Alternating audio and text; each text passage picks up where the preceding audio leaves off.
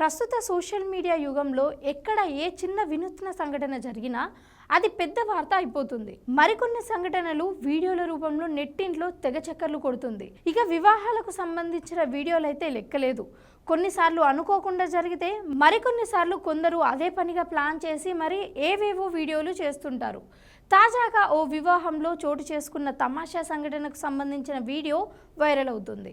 ఓ వధువు వరుడి కాళ్ళు మొక్కి ఆశీర్వాదం తీసుకునేందుకు ప్రయత్నించింది. ఈ క్రమంలో చివరకు ఏం జరిగిందో మీరే చూడండి. సోషల్ మీడియాలో ఓ వీడియో తెగ వైరల్ అవుతోంది. ఓ వివాహ కార్యక్రమంలో వధువరుల మధ్య చోటు చేసుకున్న తమాషా సంఘటన చూసి అంతా తెగ నవ్వుకుంటున్నారు. వధువరులు దండలు మార్చుకుంటారు. ముందుగా వధువు మెడలో వరుడు దండ వేస్తాడు. ఆ తర్వాత వరుడి మెడలో వధువు దండ వేస్తుంది.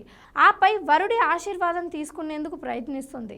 కాళ్ళు మొక్కడానికి ప్రయత్నిస్తూ ఉండగా వరుడు సడన్గా వెనక్కి జంప్ చేసి దూరంగా జరుపుతాడు.